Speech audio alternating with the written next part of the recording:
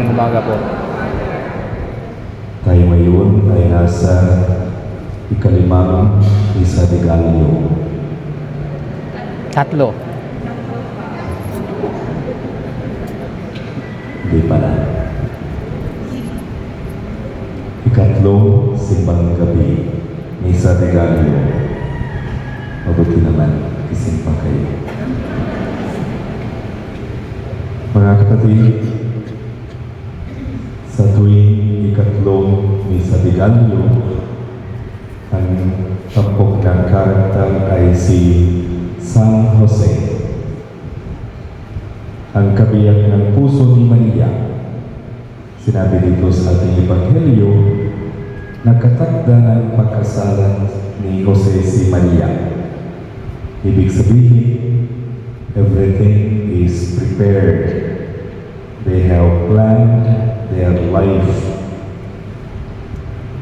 Siguro, ang tanging hinangad ni Jose ay bumuo lamang ng simpleng pamilya, isang simpleng buhay, isang simpleng bahay, basta masaya. Subalit, bago pa sila makasal, natuklasan ni Jose na nagdadalang tao na pala si Maria at alam niyang hindi siya ang ama ng kanyang dinadala. As a human, hindi ito madali kay Jose. Tao naman siya. He wants to escape.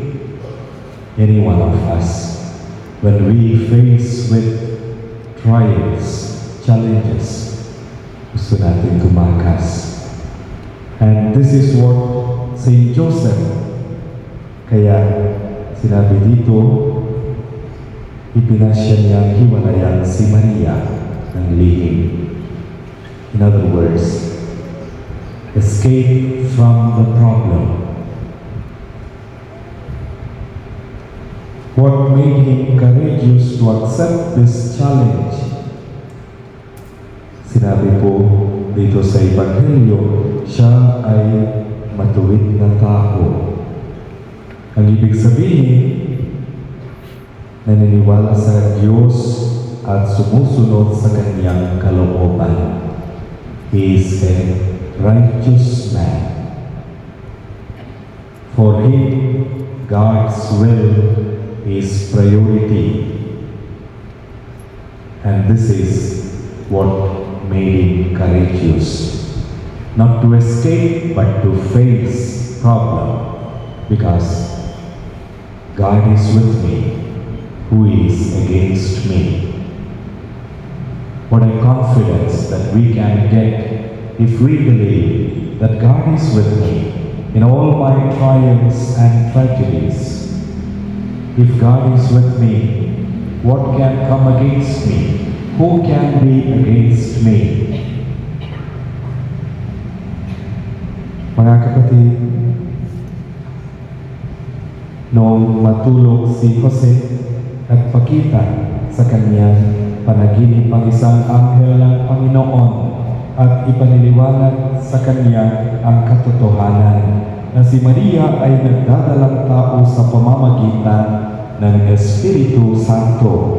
It means, ito po yung ibig sabihin nito, a man who believes in God finds ways to go through the struggle. A man who believes in God will find wisdom and guidance from God. Angel speaking to him in a dream. It means he was guided what to do, how to respond, not to react, but to respond to the situation. And this is what every father in the family should be blessed with.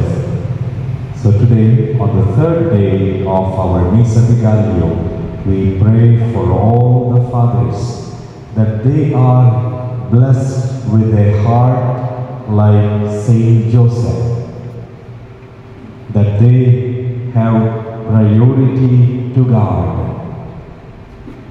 and if they have priority to God, angels will speak to them what to do when they do not know where to run. What should they do? This is what we need today. I think the more and more men will prioritize God, the less and less will be problems in family and in marriage. If the father will lead, not only physically but spiritually in the family, I think there will be lesser problems in the world. If the fathers are equal to the number of women attending Mass, I think there will be lesser problems. We pray for this grace that God will bless all men like Saint Joseph to prioritize God in life. A father will find it very, very difficult to manage a problem, burden of the family without God. Kaya, may Saint Joseph bless all the fathers, lalo na ang mga kabataan, young people. Remember to prioritize God, because priority to God will not come only if you are here during Simbang Gabi with good faith, believing it is God's will, and if it is God's will, God will be there. Who will be against Him? Amen. Pinagkatiwalaan ng Diyos si San Jose bilang haligi ng tahanan ng banal na mag-anak sa tulong ng kanyang panalangin. Lumulong tayo sa Diyos na kailanman hindi nagpapabaya sa bawat panalangin ating itutugon. Panginoon, dinggin mo ang aming panalangin. Panginoon, dinggin mo ang aming panalangin. Para kay Francisco na ating Santo Papa, kay Reynaldo Evangelista na ating Obispo, mga pari at mga lalaking relihiyoso, masalaminawa ang dakilang pag-ibig ng Diyos sa pamamagitan ng kanilang makaamang pagkalinga. Manalangin tayo. Panginoon, dinggin mo ang aming panalangin. Para sa mga kawani ng pamahalaan, matularan nawa nila ang katampatan sa Jose nang sa gayon kanilang magawa rin ang kalooban at kagustuhan ng Diyos para sa ating bayan. Manalangin tayo. Panginoon, dinggin mo ang aming panalangin. Para sa mga dumaranas ng matinding pagsubok sa kanilang buhay, makatagpunawa sila ng pag-asa at pananampalataya sa pamamagitan ng panalangin ni San Jose. Manalangin tayo. Panginoon, dinggin mo ang aming panalangin.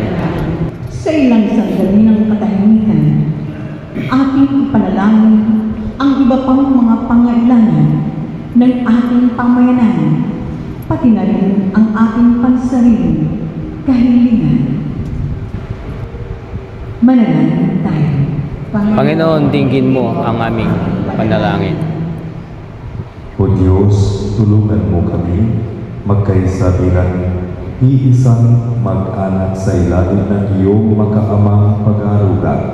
Turuan mo kami matulad kay San Jose na siya naging tapat at masunurin sa kanyang mga pangako sa iyo. Hinihiling namin ito sa pamamagitan ni Jesucristo aming Panginoon. Amen.